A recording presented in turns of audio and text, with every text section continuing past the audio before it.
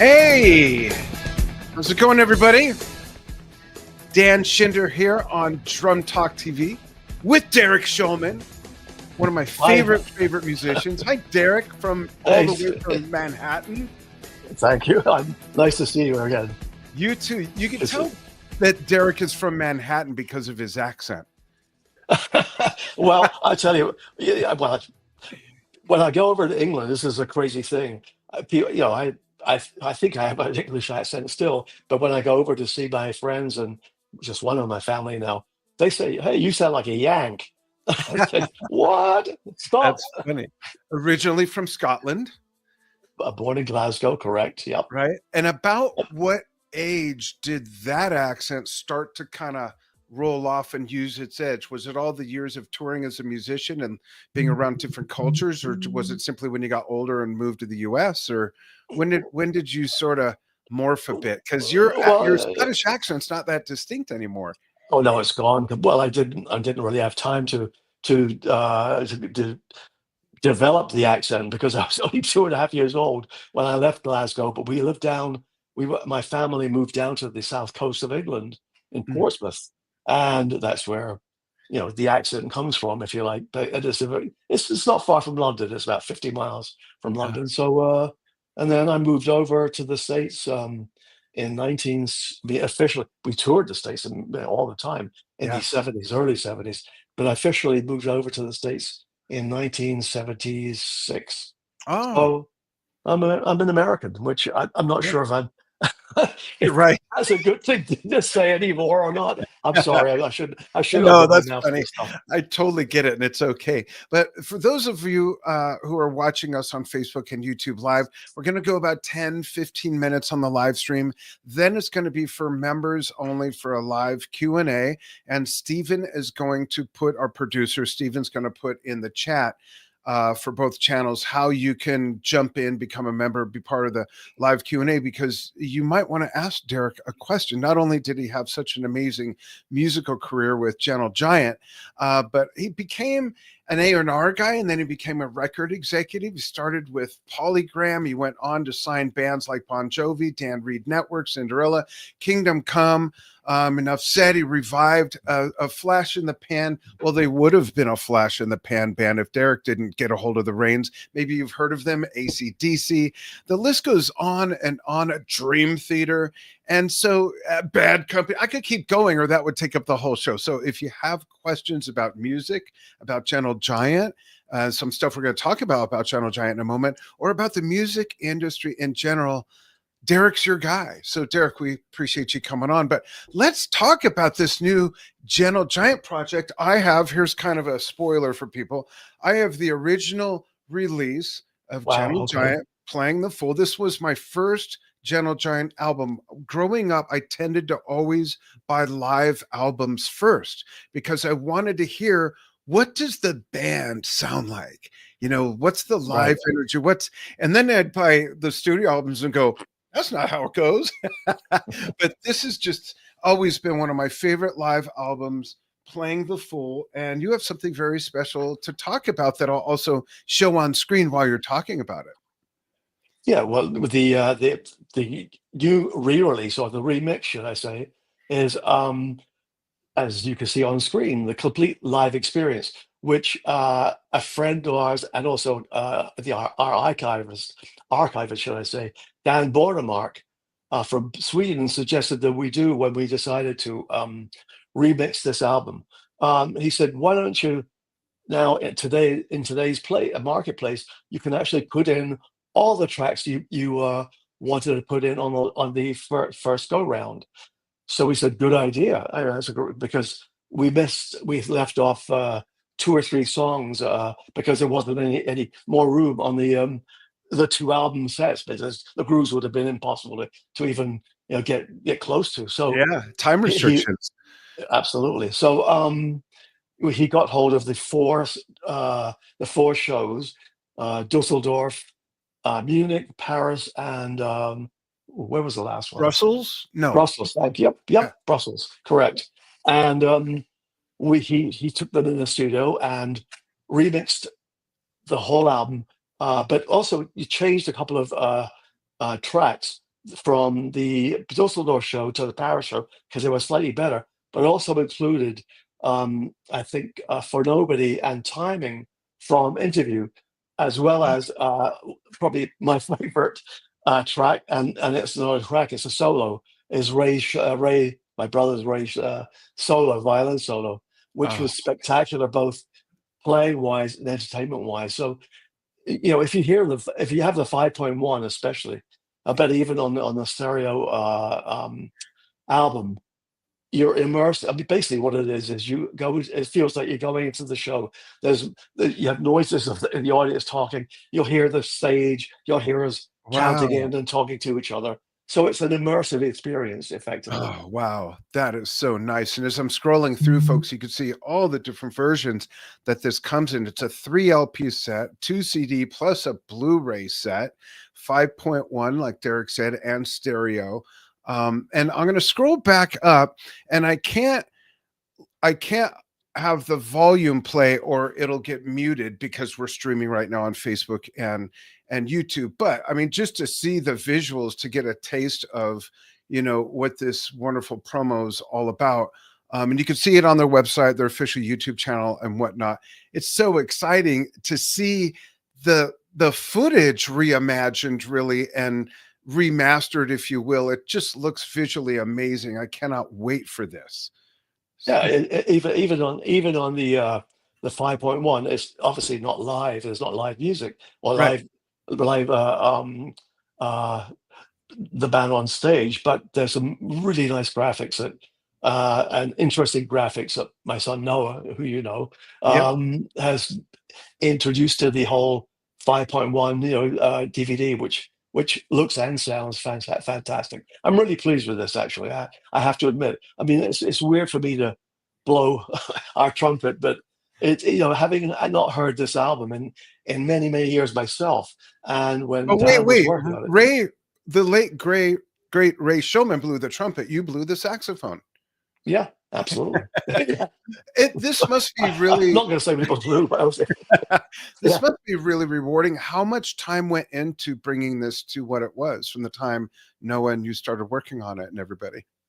Well, it took a while, actually. I mean, yeah, because Dan in Sweden really went through every track on every reel, and it's funny because as I said, there were four venues and four places where we recorded it, and you could actually hear during the show when poor Northfield, our engineer, in the mobile outside, had to change a reel. So we had to stop the show and said, Oh, "Hold on a wow. second." No, it was the analog days. We didn't Yeah. have any. It was done by 24 track outside the Yeah. venue in a truck. Yeah. So anyway, so it was yeah, it took quite about 6 months of maybe longer to put it together. That's pretty quick considering No, what we're actually, getting. yeah, I'm lying. Actually, it's probably 9 months because he went through everything with a fine tooth comb, and we listened. And but the great thing is, it turned out really well. And as I said, when I heard it, it caught me. It kind of brought me back Yeah. um, to hearing the band and realizing I was part of that band. And it's a weird thing for me to say this to you, but when I heard the final version a few weeks ago, I said, "Damn, we're good." We were. I mean, it's weird. I just 100%. want to shut my mouth and say, but we were. Did I you mean, ever imagine that 50 years later, not only would the music endure, but a product like this would be in demand and be a real thing and be marketable? I mean, no, during the time we were together, we did it for that moment, and that yeah, was it. That moment was, captured in time. But thankfully, I guess we were able to keep the music, and it belongs to the band.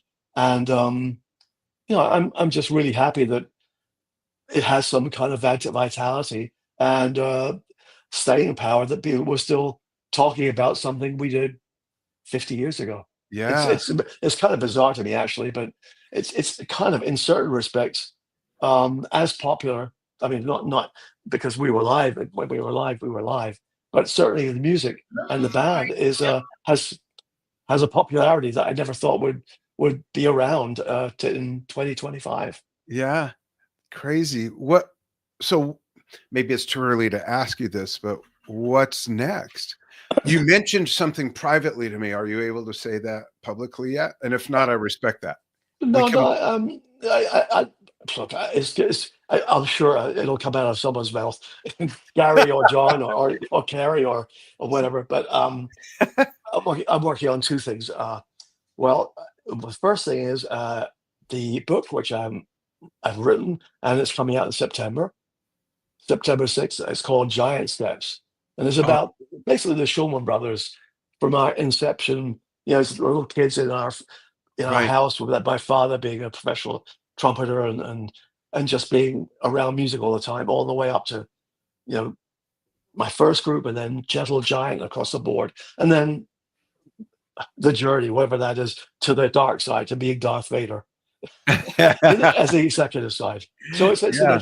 and you asked me about other things. Well, yeah, well, the only album that we didn't have multi-tracks to, and we were looking everywhere for many years, was In a Glass House.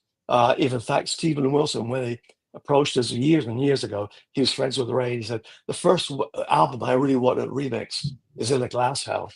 The one And, that. we looked everywhere. It's not to be found.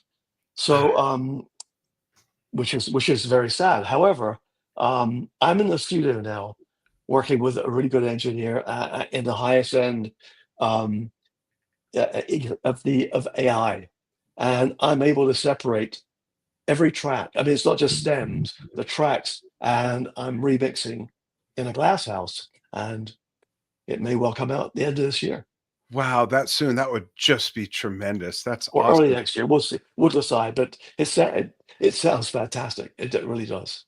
That's great. So, folks, I want to explain again a little bit more about how this works. We're going to go into the membership site, but I can barely say it. I'm so excited. The membership side of things pretty soon. But first, we're going to give you a preview of, if you know Derek, you'll certainly know this gentleman who we're having on the 4th, someone who was a deep crime partner of all the Shulman brothers. Check this out. Hello, I'm John Weathers. You may know me as the drummer for Gentle Giant, and we're releasing Playing the Fool, the complete live experience.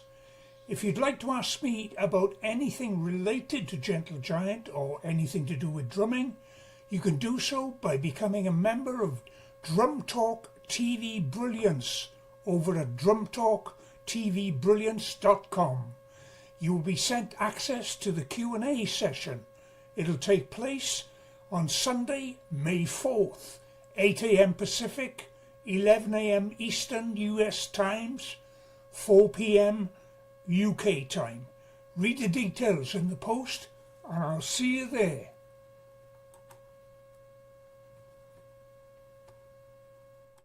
Yes, you will, John.